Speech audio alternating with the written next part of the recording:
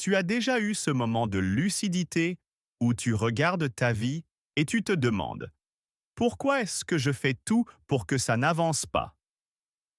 Tu veux réussir, mais tu arrives en retard à l'entretien.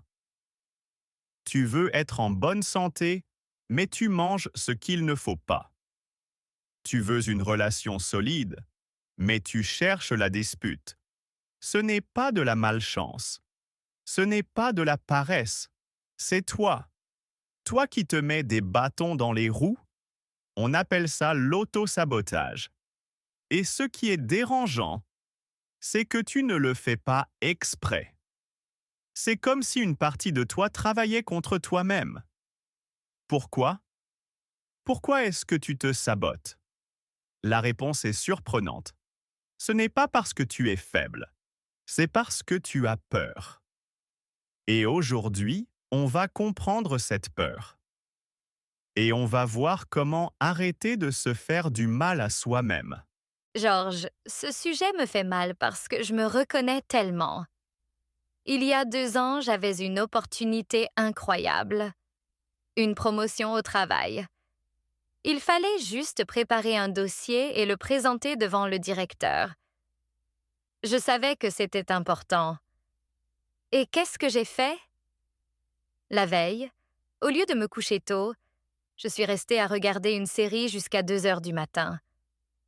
Le lendemain, j'étais fatiguée, je bégayais, j'ai oublié des chiffres importants. Je n'ai pas eu la promotion. Après, je me suis dit, pourquoi est-ce que j'ai fait ça? Je voulais cette promotion, mais mon comportement a tout gâché.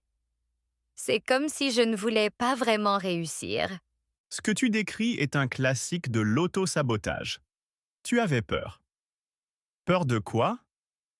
Peur de réussir et d'avoir plus de responsabilités? Peur d'échouer et d'avoir la preuve que tu n'es pas à la hauteur? En restant éveillé tard, tu t'es fabriqué une excuse.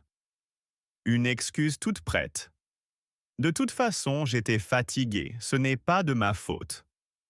L'auto-sabotage, c'est souvent une façon de se protéger. On préfère échouer à cause d'un comportement qu'on contrôle, ne pas dormir, plutôt que de risquer d'échouer à cause de ses compétences. Ne pas être assez bon. C'est un mécanisme de défense, mais ce mécanisme nous empêche d'avancer. Mais ce n'est pas la seule fois. Je me sabote tout le temps. Par exemple, je veux économiser de l'argent et je fais des achats inutiles. Je veux perdre du poids et je mange un gâteau. Je veux être plus organisée et je laisse traîner mon travail jusqu'à la dernière minute. C'est comme si j'avais 2 personnes en moi. Une qui veut avancer et une qui fait tout pour rester là où je suis. C'est exactement ça. Il y a une partie de toi que j'appelle le gardien du confort. Cette partie a peur du changement, peur de l'inconnu, peur de l'échec, peur même du succès. Parce que le succès, c'est une inconnue. Alors le gardien utilise des stratégies pour te maintenir dans ce que tu connais. Ces stratégies, ce sont tes sabotages. Parfois, c'est la procrastination. Tu attends la dernière minute pour que, si tu échoues, tu puisses dire ⁇ Je n'avais pas assez de temps ⁇ Parfois, c'est la perfection. Tu ne commences pas parce que ce ne sera jamais parfait. Parfois, c'est la distraction. Tu te noies dans les réseaux sociaux pour ne pas penser à ce que tu devrais faire. Parfois, c'est la provocation. Tu dis quelque chose de blessant pour que la relation s'arrête avant qu'on te quitte. Tous ces comportements ont un point commun. Ils te protègent de quelque chose. Mais ce qu'ils te protègent, c'est souvent une illusion. La peur d'échouer est plus forte que l'envie de réussir. Et tant que tu ne comprendras pas cette peur, le gardien continuera à gagner. Comment je fais pour comprendre cette peur? Parce que sur le moment, je ne me sens pas peur. Je me sens juste fatiguée ou tentée ou distraite. Imagine que tu conduis une voiture. Tu veux avancer, tu appuies sur l'accélérateur. Mais la voiture ne bouge pas, ou elle avance à peine. Tu te demandes pourquoi. Le problème, c'est que tu as oublié de desserrer le frein à main. L'autosabotage, c'est ce frein à main. Tu appuies sur C sur l'accélérateur avec ta volonté, mais une force invisible te retient. Ce frein à main, c'est la peur. Mais une peur que tu ne ressens pas clairement. Elle est enfouie, automatique. Pour desserrer le frein, il faut d'abord savoir qu'il existe. Il faut regarder sous le capot. Il faut se demander, de quoi ai-je peur exactement? Peur de ne pas être à la hauteur? Peur qu'on me juge? Peur de perdre le contrôle? Peur de ne plus avoir d'excuses? Quand tu identifies la peur, tu peux commencer à la regarder en face. Et souvent, en la regardant, elle devient moins grosse. Parce que la peur grossit dans l'ombre. Quand on l'éclaire, elle diminue. Moi, quand je me rends compte que je me sabote, j'essaie de me forcer. Je me dis, allez, arrête tes bêtises, concentre-toi. Mais ça ne marche pas longtemps. Au bout d'un moment, je retombe. C'est l'erreur la plus répandue. On croit que la solution à l'autosabotage, c'est plus de volonté. Mais la volonté, c'est comme l'accélérateur. Si le frein à main est serré, appuyer plus fort sur l'accélérateur ne va pas aider. Ça va juste user le moteur et te fatiguer. La vraie solution, c'est de desserrer le frein, c'est de comprendre et de désamorcer la peur. Se forcer, c'est ignorer le message du sabotage. Le sabotage te dit « Attention, quelque chose ne va pas ». Si tu l'ignores et que tu forces, il va juste trouver une autre façon de te bloquer. Il va devenir plus créatif. Donc, au lieu de te forcer, arrête-toi. Demande à ton sabotage. Qu'est-ce que tu essaies de me dire? Qu'est-ce que tu veux protéger? Parfois, la réponse est surprenante. Le sabotage peut vouloir te protéger de la honte, du jugement, de la pression. Une fois que tu as entendu le message, tu peux rassurer cette partie de toi. Tu peux lui dire « Je comprends ta peur, mais je vais agir quand même. Et si ça ne marche pas, ce ne sera pas la fin du monde. » Est-ce que la science a étudié ce comportement étrange? Oui, il y a un concept en psychologie sociale qui s'appelle l'auto-handicap, self-handicapping. Il a été étudié par des chercheurs comme Berglas et Jones. L'idée est simple. Quand on a peur d'échouer, on crée soi-même un obstacle pour avoir une excuse toute prête. Par exemple, un étudiant va sortir la veille d'un examen plutôt que de réviser. Comme ça, s'il échoue, il peut dire « C'est parce que je suis sorti, pas parce que je suis nul ». Si par miracle il réussit, il peut dire « J'ai réussi sans même réviser, je suis trop fort ». L'auto-handicap protège l'estime de soi. Mais à quel prix? Le prix, c'est qu'on ne donne jamais son meilleur. On ne sait pas vraiment de quoi on est capable. Il y a aussi le biais de confirmation. Ton cerveau cherche des preuves de ce qu'il croit. Si tu crois au fond de toi que tu ne mérites pas de réussir, tu vas interpréter chaque petit obstacle comme une confirmation. Et tu vas même créer des obstacles. C'est une prophétie autoréalisatrice. Les neurosciences montrent que les chemins de l'autosabotage sont des connexions neuronales bien rodées. Chaque fois que tu te sabotes, tu renforces le chemin. Mais la bonne nouvelle, c'est que tu peux créer un nouveau chemin. En arrêtant le sabotage, en agissant différemment, tu crées de nouvelles connexions. Au début, le nouveau chemin est étroit, difficile. L'ancien chemin est large, facile. Mais plus tu empruntes le nouveau, plus il devient large. et plus tu laisses l'ancien se refermer. Qu'est-ce James Clear, dans Atomic Habits, ne parle pas directement d'auto-sabotage, mais il dit une chose très utile. Tu ne te hisses pas au niveau de tes objectifs. Tu tombes au niveau de tes systèmes.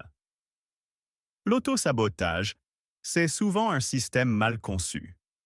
Si tu te sabotes, ce n'est pas parce que tu es faible, c'est parce que ton environnement ou tes routines te poussent vers le sabotage. Change le système et le sabotage diminue. Carol Dweck, avec son mindset, explique que les personnes avec un état d'esprit fixe ont plus tendance à l'auto-sabotage. Pourquoi? Parce que pour elles, l'échec est une menace pour leur identité. Elles préfèrent donc créer une excuse plutôt que de risquer de prouver qu'elles ne valent rien. Les personnes avec un état d'esprit de développement, elles, voient l'échec comme une information. Elles n'ont pas besoin de se saboter, parce que même si ça rate, elles apprennent. Tony Robbins a une phrase célèbre. Le changement se produit quand la douleur de rester le même devient plus grande que la douleur de changer. Tant que ton auto-sabotage te protège d'une douleur que tu juges plus grande, l'échec, le jugement, tu ne changeras pas. Il faut que tu réalises que la douleur de te saboter, la frustration, les opportunités manquées, la faible estime de toi est plus grande que la douleur de risquer d'échouer. Donc je dois augmenter la douleur de rester dans le sabotage? Non, pas te faire souffrir, mais prendre conscience du coût réel du sabotage. Ce n'est pas gratuit. Chaque fois que tu te sabotes, tu perds quelque chose. Une chance, une fierté, une preuve de ta capacité. Quand tu vois ce coût clairement, le sabotage devient moins attrayant. Je vais te donner un autre exemple. Dans ma vie amoureuse, je fais pareil. Dès que quelqu'un s'intéresse vraiment à moi, je trouve des défauts. Je deviens froide, distante, je cherche des prétextes pour arrêter. Au début, je pensais que c'était parce que je n'étais pas intéressée. Mais maintenant, je me demande si je ne me sabote pas pour ne pas avoir à m'engager, pour ne pas risquer d'être blessée. C'est très fréquent. La peur de l'abandon ou de la trahison pousse à partir avant qu'on nous quitte. On préfère être celui qui part plutôt que celui qui est laissé. C'est un sabotage relationnel classique. La question est-ce que tu veux continuer à te protéger ainsi ou est-ce que tu veux apprendre à faire confiance et à prendre le risque? Le sabotage te protège à court terme, mais il te rend seul à long terme. Je ne veux pas être seule, mais j'ai tellement peur de souffrir. Alors il faut rassurer la partie de toi qui a peur. Dis-lui, je comprends que tu veux me protéger, mais je vais essayer une nouvelle stratégie. Je vais m'ouvrir un peu, pas complètement. Je vais prendre un petit risque. Et si ça fait mal, je serai là pour gérer la douleur. Le sabotage ne disparaît pas en un jour. Mais on peut le réduire en l'écoutant et en négociant avec lui. J'ai besoin d'une méthode concrète pour arrêter de me saboter. Pas des grands discours, des actions. Voici une méthode en 8 étapes. Je l'appelle la méthode saboteur. S, spot, repère, le sabotage. Dès que tu fais quelque chose qui va à l'encontre de tes objectifs, arrête-toi. Ne passe pas à autre chose. Dis-toi, attention, je suis en train de me saboter. Donne-lui un nom. Ah, c'est le sabotage de la procrastination. C'est le sabotage de la perfection. Le reconnaître, c'est déjà le réduire. A. Accueille la peur sans jugement. Ne te dis pas « je suis bête de faire ça ». Dis-toi « il y a une peur derrière ce sabotage ». Quelle est-elle? Peur d'échouer? Peur de réussir? Peur du jugement? Peur de ne pas être aimé? Trouve la peur. Écris-la. B. Bouscule la routine. Le sabotage est une habitude. Pour casser l'habitude, fais quelque chose de différent. Si tu as envie de regarder une série au lieu de travailler, lève-toi et bois un verre d'eau.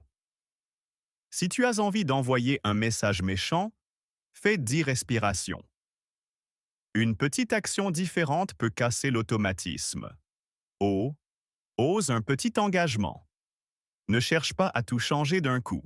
Dis-toi, je vais faire juste 5 minutes de ce que je veux éviter. 5 minutes de travail, 5 minutes d'écoute, 5 minutes de sport. Le sabotage a peur des grands engagements, mais il accepte souvent les petits. T. Transforme le discours intérieur. Au lieu de « je suis nul, je vais échouer », dis « je vais essayer, et quoi qu'il arrive, j'apprendrai ». Au lieu de « il faut que ce soit parfait », dis « mieux vaut fait que parfait ». Change les mots et tu changes la peur. E. Entraîne-toi à l'échec. L'auto-sabotage a peur de l'échec. Alors, habitue-toi à l'échec. Fais des petites choses où tu as des chances d'échouer. Envoie un message qui pourrait ne pas avoir de réponse. Fais un exercice que tu ne maîtrises pas. En t'habituant à l'échec, il perd son pouvoir. U. Utilise un témoin. Parle de ton sabotage à quelqu'un de confiance. Dis « J'ai tendance à me saboter dans telle situation. La prochaine fois, je vais essayer de faire autrement. Tu peux me demander comment ça s'est passé ?» Le regard de l'autre t'aide à rester responsable. R. Répète sans perfection. Tu ne vas pas arrêter de te saboter du jour au lendemain. Parfois, tu vas rechuter. Ce n'est pas grave. L'important, c'est de recommencer. Chaque fois que tu ne te sabotes pas, tu votes pour une nouvelle identité. Je me reconnais dans plusieurs types de sabotage. Par exemple, je me sabote en repoussant toujours les choses importantes. Je me sabote aussi en étant trop exigeante avec moi-même, ce qui me bloque. Comment gérer chaque cas? Détaillons les scénarios principaux. Scénario 1. La procrastination comme sabotage. Tu repousses, jusqu'à ce qu'il soit trop tard. La peur derrière, peur de mal faire, peur que le résultat ne soit pas à la hauteur. Solution. Découpe la tâche en toutes petites actions. Je ne vais pas faire le rapport. Je vais juste écrire le titre. Une fois commencé, la peur diminue souvent. Scénario 2. Le perfectionnisme comme sabotage. Tu ne commences pas parce que ce ne sera jamais parfait. La peur. Peur du jugement, peur de l'imperfection. Solution. Donne-toi la permission de faire moche. Dis-toi. Je vais faire une version 0, un brouillon dégueulasse. La plupart du temps, le brouillon n'est pas si moche, et tu peux l'améliorer. Scénario 3.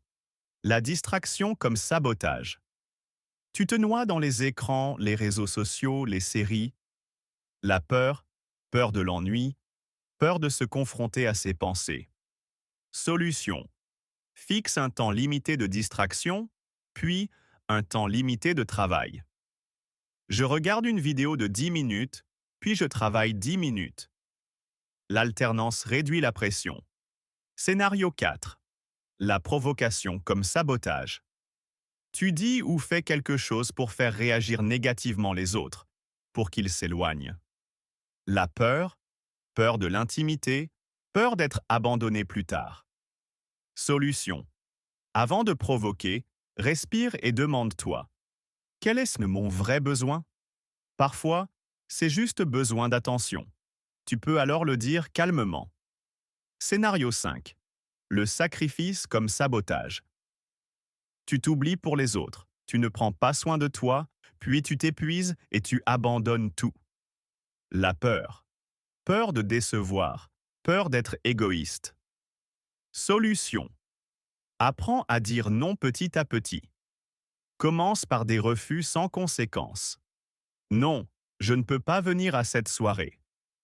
Ton estime de toi ne s'effondrera pas. Au fond, j'ai l'impression que le sabotage fait partie de moi. Je me suis toujours définie comme quelqu'un qui se sabote. Si j'arrête de me saboter, qui suis-je? C'est une question profonde. L'identité de saboteur est confortable d'une certaine façon. Elle te donne une excuse toute prête. Je n'ai pas réussi, mais ce n'est pas ma faute. C'est mon sabotage. Mais cette identité te limite.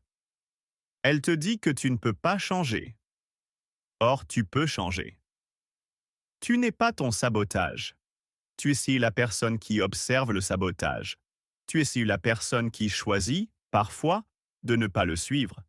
Et chaque fois que tu ne te sabotes pas, tu crées une nouvelle identité. Quelqu'un qui agit malgré sa peur. Cette identité est plus vraie que l'ancienne. Parce que l'ancienne était basée sur des mécanismes de protection, pas sur qui tu es vraiment. James Clear dit: ton identité est le résultat de tes habitudes. Si tu changes l'habitude du sabotage, tu changes ton identité. Ce n'est pas instantané, mais c'est possible. Chaque petit pas compte. Georges, cette conversation m'a ouvert les yeux. Je ne suis pas nulle ou paresseuse. Je suis quelqu'un qui a peur et qui a appris à se protéger en se sabotant. Mais cette protection me coûte plus qu'elle ne me rapporte. Je veux apprendre à faire autrement. Alors retiens ceci, Emma. Pourquoi je me sabote moi-même? Parce qu'une partie de toi a peur. Peur d'échouer, peur de réussir, peur d'être jugé, peur d'être blessé. Mais la peur n'est pas une mauvaise conseillère, c'est une mauvaise maîtresse. Écoute ta peur, mais ne lui obéis pas. Reconnais le sabotage, accueille la peur et choisis une petite action différente. Tu ne deviens pas courageux en n'ayant pas peur. Tu deviens courageux en agissant malgré la peur.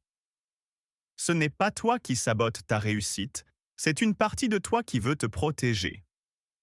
Remercie-la, rassure-la et avance quand même. Petit pas après petit pas, tu dérouilles les chaînes du sabotage. Un jour, tu te réveilleras et tu ne reconnaîtras plus l'ancien toi. Parce que tu auras appris à avancer sans te mettre de bâton dans les roues. La route est libre. À toi de marcher.